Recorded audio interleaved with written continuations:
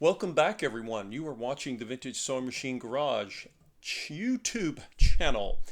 And today I'm going to complete the oiling of the Singer 201 that I've been working on. This is the one with the fancy Centennial badge.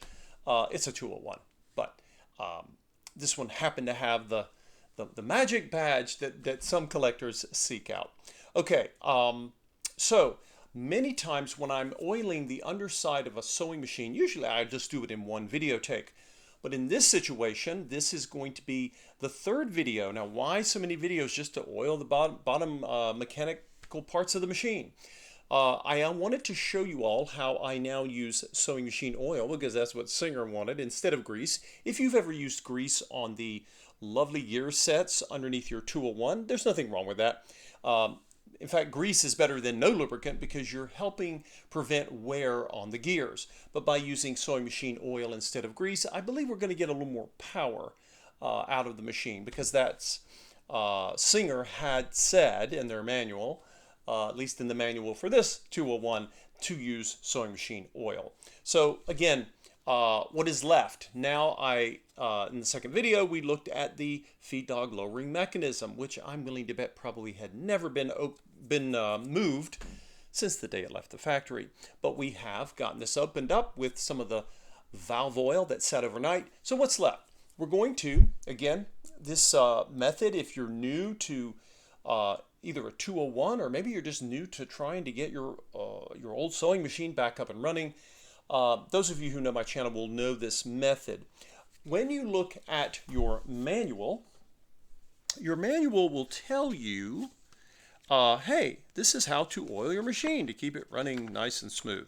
And the manuals are very helpful. I always tell clients, I say, you really want to get a copy of the manual. This is especially true if you are new to the machine. The machine may not be new, obviously, but you may never have worked with one. Even if you know, say, another vintage machine, machines will vary in terms of the locations, for example, that they need to be lubricated. So, for example, this is the 201-3, and when you look at the manual, you will see this. What is this? Page 27. And I'm not going to read this to you, but there are certain areas that you will want to oil, and they are pointed out with arrows. Now, this is a little booklet. You can see that, right? You see it in my hands. And it has arrows. If you get the PDF of this, which you can get online for free, then what you'll find is the PDF, you'll have a bigger view of it, right? You may have to put it on your iPad or your tablet or something large. You can use it on your smartphone, but it may not show up any larger than this. But you can zoom in on it.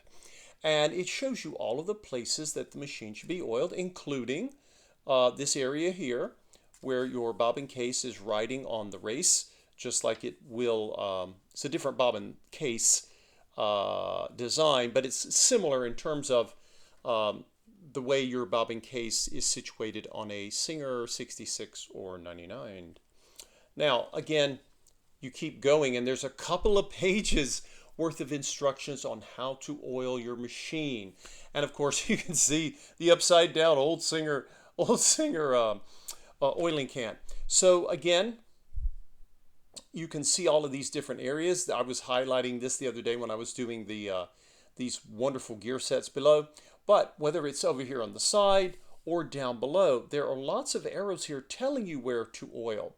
Now, I would highly suggest that you follow the manual, and if you're worried that maybe you missed a spot, well, I've been oiling vintage machines and 201s for a long time, so I don't need the manual, but you might. That's why I wanted to point that out. And again, the same method I use to oil virtually any machine that I've ever worked on is like this. I begin at the upper area, just, so you have a method. So if you're trying to remember, okay, what did I oil? What did I miss?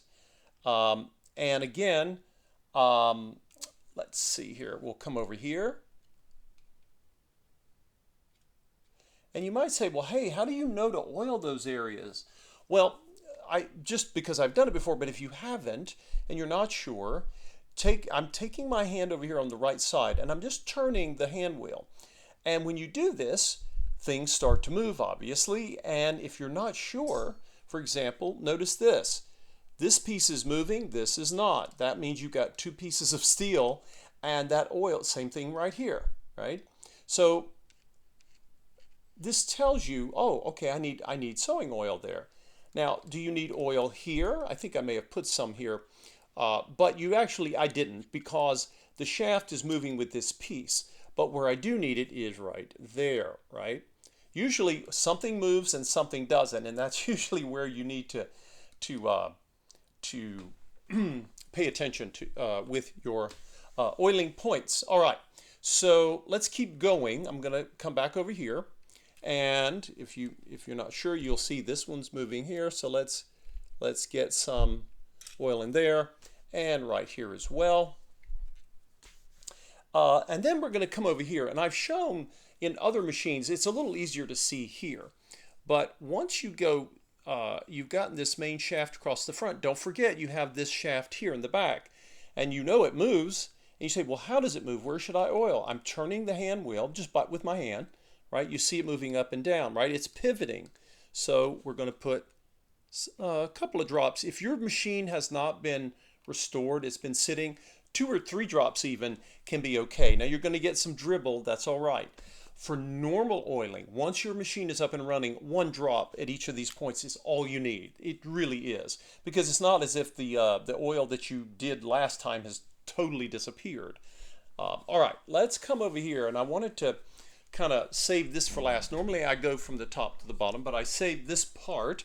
Remember, I was in another video I was showing how I was able to restore or wake up this mechanism for lowering feed dogs. It may never get used again, but at least I know and can tell a future owner it works. It has been addressed. Now, let's look right here. I need a little zoom. So before I put the oil in, I'll show you what this looks like when it's moving.